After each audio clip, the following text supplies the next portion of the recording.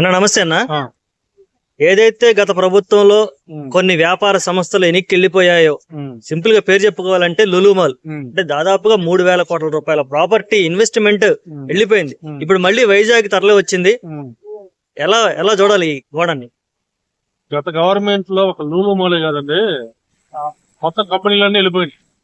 మళ్ళా ఈ రోజు కూటమి ప్రభుత్వం రాగానే అక్కడ ప్రజలకి ఒక నమ్మకం వచ్చింది, అలాగే పెట్టుబడులకు పెట్టే వాళ్ళకి కూడా ఒక నమ్మకం వచ్చింది.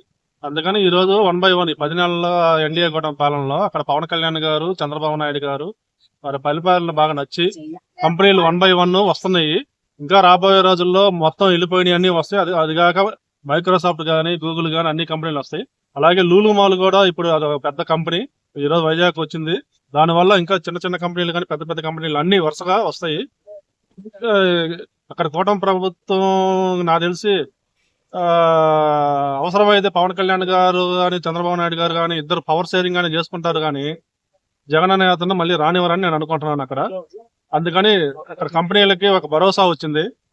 అట్లీస్ట్ ఒక 15-20 సంవత్సరాలు అయినా కూటమి ప్రభుత్వం అక్కడ గవర్నమెంట్ ఫామ్ చేసింది కాబట్టి కంపెనీలు అనేవి వస్తున్నాయి ఇప్పుడు మళ్ళీ.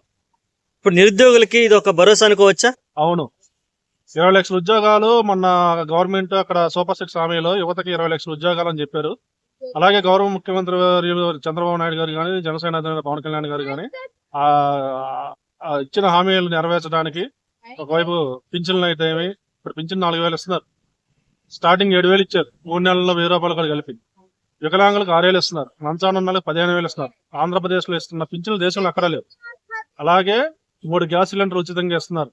అలాగే రేపు మేలో ఎంతమంది పిల్లకాయలు ఉంటే అంతమందికి 15,000 ఇస్తానని చెప్పారు. అలాగే రైతులకి 20,000 ఇస్తానని చెప్పారు, అది కూడా రేపు మేలో వస్తుంది. చెప్పిన ప్రతి హామీ నెరవేరుస్తున్నారు. ఒకవైపు హామీలు నెరవేరుస్తున్నారు, అలాగే అభివృద్ధి చేస్తున్నారు, సంక్షేమం ఇస్తున్నారు. గతంలో అప్పులు తప్పితే అభివృద్ధి లేదు. ఇప్పుడు ఆ అప్పులన్నీ తీరకపోయి పాతాళానికి వెళ్ళిన ఆంధ్రప్రదేశ్ ఈ రోజు మళ్ళీ పైకి వస్తుంది. రాబోయే రోజుల్లో ఆంధ్రప్రదేశ్ అమరావతి మన హైదరాబాద్ లా డెవలప్ అయ్యింది. మాక్సిమం ఇంక 2-3 సంవత్సరాల్లో అక్కడ ఐటీ కంపెనీలు కానీ అన్ని వచ్చేస్తాయి. మాక్సిమం చాలా వరకు హైదరాబాద్ ఖాళీ అయ్యి. Okay, thank you.